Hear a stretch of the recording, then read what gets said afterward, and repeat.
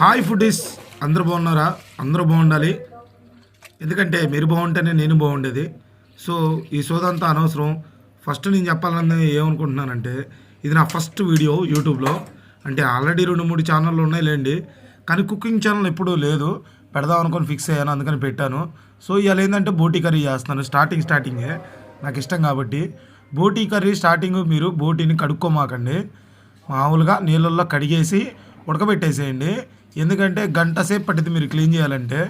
ఇటైతే ఉడకబెట్టారనుకో 2 నిమిషాలు అయిపోయింది. ఆ తర్వాత చూసారా ఎంత సింపుల్గా ఉందో, కడుక్కోవడానికి ఇంకా సింపుల్గా ఉంటుంది. ఇదేంద్ర తర్వాత దరిద్రంగా ఉందనుకుంటున్నారా మీరు అనుకున్నంత ఏముండదు. ఇది కరిగిపోవడం వల్ల పేగులు అయితే సింపుల్గా క్లీన్ చేసుకోవచ్చు. ఆ తర్వాత ఇంకెంతో సింపుల్గా ఉంటుంది మీరు కూర చేయడానికి. తెలుసు కదా కూర చేయాలో. తెలిసినా తెలియకపోయినా నా వీడియో చూడండి, ఎందుకంటే నేను చేసే కూర ఇంకా చాలా టేస్ట్గా ఉంటుంది. నూనె పోసేసుకొని మిరపకాయలు వేసుకొని బాగా ఫ్రై చేసుకొని, ఆ తర్వాత ఉల్లిపాయలు వేసుకొని ఇంకొద్దిగా సేపు తిప్పుకొని నీట్గా లైట్గా కరివేపాకు వేసుకొని పైన దాన్ని బాగా గోల్డెన్ కలర్ వచ్చేదాకా తిప్పుకోమాకండి. ఎందుకంటే గోల్డెన్ కలర్ వచ్చేదాకా తిప్పుకున్నారనుకో మీకు ఉల్లిపాయలు తిన్నట్టు ఉండదు, మిరపకాయలు కూడా తిన్నట్టు ఉండదు. కొద్దిగా మంటగా కొద్దిగా ఉల్లిపాయలు అక్కడక్కడ మెత్తగా తగలాలంటే నేను చెప్పినట్టు చేసుకోండి, చాలా సింపుల్గా ఉంటుంది. ఆ తర్వాత ఏం చేయాలో తెలుసు కదా మీకు.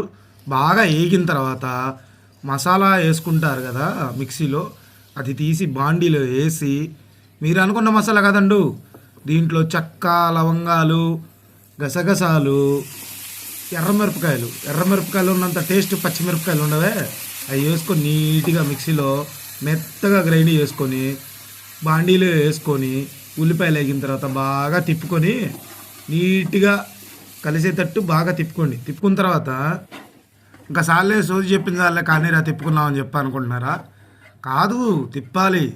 ఆ స్మెల్ అనేది బయటకు వచ్చిన తర్వాత బోటీ తీసుకొని దాంట్లో వేసి నీట్గా మళ్ళీ 2-3 సార్లు కలదిప్పుకోవాలి. కలదిప్పుకున్న తర్వాత ఏం చేయాలంటే ముందు కలదిప్పండి, తర్వాత చేదురు కానీ. ఓకే, అంతా అయిపోయిందా? అయిపోయిన తర్వాత కొద్దిగా ఉప్పు, కొద్దిగా పసుపు వేసుకొని మళ్ళీ కలదిప్పుకోండి. ఎందుకంటే మీరు ఎన్నిసార్లు తిప్పితే ముక్కకి మసాలా అంత పట్టి చాలా టేస్టీగా ఉంటుంది. మీకు మసాలా ఫ్లేవర్లు చూపించలేదు అనుకుంటున్నారా? చూపిస్తాను, కొద్దిగా ఆగండి, వెయిట్ చేయండి.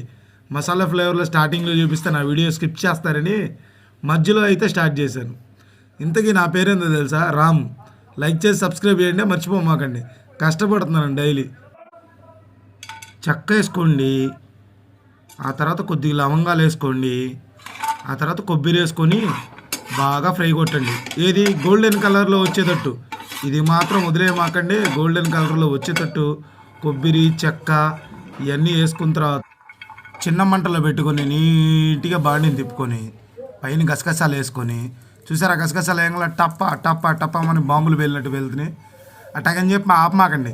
మళ్ళీ ఇంకొద్దిగా కాసేపు బాండిని నీట్గా తిప్పుకొని ఆ తర్వాత ఏం చేస్తారంటే ఎర్రమిరపకాయలు వేసుకోండి. ఎర్రమిరపకాయలు వేసుకుంటే చెప్పాను కదా స్టార్టింగ్ ఏందో, టేస్ట్ చాలా టేస్ట్ వస్తుంది కూర అయితే. ఏమో చెప్పి నాకు నోరు నొప్పి వస్తుంది. వేసుకున్న తర్వాత కొద్దిగా నీట్గా చేసుకొని ఇవన్నీ అవసరం లేదనుకుంటారా? అవసరం, కూర టేస్ట్కి రావాలంటే అవసరం. ఆ తర్వాత నీట్గా మిక్సీ పట్టుకొని అది పక్కన పెట్టుకొని, సరేలే బాబు చెప్పావులేరా బాబు ఇంకా చాలే అనుకుంటున్నారా? ఇంకొకటి ఉంది, మర్చిపోయారేమో. టమాటాలు కూరలాగా అది వేసుకోవాల్సింది. ఇట్లా సైడ్ బాండీ పెట్టుకొని శుభ్రంగా 3 గంటలు నూనె పోసుకొని టమాటాలు వేసుకొని చక్కగా మన పచ్చడికి ఎలా రెడీ చేసుకుంటాం అలా రెడీ చేసుకోవాలి. వేసుకొని టమాటాలు మనకి ఎన్ని కావాలంటే అన్నీ నీట్గా మళ్ళీ వీటిని కూడా కలదిప్పుకొని చింతపండు కొద్దిగా వేసుకోవాలి. చింతపండు ఎందుకంటే తెలుసు కదా, కొద్దిగా టేస్ట్ రావడానికి, పులుపు తగలటానికి. ఆల్రెడీ టమాటాలు వేసాం, మళ్ళీ పులుపు తగిలేదు ఏందనుకుంటున్నారా? అదే పొరపాటు. టమాటాలు తీయకుంటే కానీ పులుపు తగలదు కదా, అందుకనే చింతపండు వేసుకొని మళ్ళీ కెలదిప్పుకొని దీన్ని కూడా మిక్సీలో పట్టుకొని మెత్తగా పేస్ట్లా చేసుకొని లాస్ట్లో మనం ఫ్రై చేసుకున్న బోటీ కర్రీలో టమాటా ప్యూరీ వేసుకొని మళ్ళీ దీన్ని సేమ్ కూడా ఇంతే కలదిప్పుకొని, అంటే ఇప్పుడు నేను కలదిప్పనులేండి, పిజ్జాని చేసేస్తా. పిజ్జా లాగా ఉంది కదా, నాకైతే ఎట్లాగా అనిపించింది పిజ్జా లాగాని. ఇట్లాగ పూసుకొని దాని నిండా మళ్ళీ చక్కగా కలదిప్పుకొని రెడీలో పెట్టుకోవాలి ఉడికేదాకా. బాగా తిప్పుకున్న తర్వాత లాస్ట్లో ఏం చేయాలి తెలుసు కదా, మసాలా కారం ఉంటే వేసుకోండి. మామూలు కారం వేస్తే టేస్ట్ ఎక్కువ అయితే రాదు. మసాలా కారం వేసుకొని మళ్ళీ దీన్ని పిజ్జా టైప్లో తిప్పుకొని బాగా కలిదిప్పుకోవాలి. ఎంత కలిదిప్పితే అంత మంచిది. స్టార్టింగ్ చెప్పాను కదా కూర అయితే టేస్ట్ వస్తుందని. లాస్ట్లో కొద్దిగా ధనియాల పౌడర్ వేయండి, ఎందుకంటే ఫ్లేవర్ బాగుంటుంది. ఆ లాస్ట్లో గార్నిష్ చేసేయండి కొత్తిమీర వేసి. కొత్తిమీర వేసిన తర్వాత స్మెల్ వచ్చింది, కూర స్మెల్. అబ్బా అబ్బా అబ్బా అబ్బా, మీకు అర్థమైందని అనుకుంటున్నాను. నా కూర ఎట్టుందో వీడియో కానీ చూస్తే, ఎక్కువ చూడలేండి, కొత్త యూట్యూబ్ ఛానల్ కదా. నా కూర కానీ నచ్చితే ఒక లైక్ చేసి కామెంట్ చేసి లాస్ట్లో కూర బాగుందో లేదో వరస్ట్గా ఉందో మాత్రం కన్ఫామ్గా చెప్పండి. ఎందుకంటే ఈ రకంగా వండితే ఈ కూర కాదు ఏ కూర అయినా అదిరిపోద్ది. నేను అందుకని తట్టుకోలేక పక్కకి వెళ్ళిపోయి ప్లేట్ పెట్టుకొని కూర ఉడికి పెట్టుకొని ప్రశాంతం కలుపుకొని కడుపు నిండా తిన్నా. అసలు ఎంత బాగుందంటే, నా కూరలు ఎప్పుడు టేస్ట్గానే ఉంటాయిలేండి. ఎందుకంటే ఇంట్లో చేసే లేడీస్ కాడికి బాయ్స్ చేస్తేనే అంతనే టేస్ట్ ఎక్కువ. ఏ హోటల్ అయినా ఎక్కడైనా కానీ బాయ్సే కదా చేసేది కూరలో, అన్నం కూరలో ఏదైనా కానీ. సో బాయ్స్ చేస్తేనే టేస్ట్ ఎక్కువ. అట్టగానే ఆడపిల్లలను తిట్టట్లేదులేండి, ఎవరిని బాధ పెట్టట్లేదు. ప్లీజ్ నా కూర కానీ నచ్చితే ఒక లైక్ చేసి ఒక సబ్స్క్రైబ్ మాత్రం చేయండి. నన్ను దయచేసి సపోర్ట్ అయితే చేయండి ప్లీజ్. నా వీడియోలు కావాలంటే మర్చిపోవరుగా, నచ్చితేనే ప్లీజ్ లైక్ అండ్ సబ్స్క్రైబ్.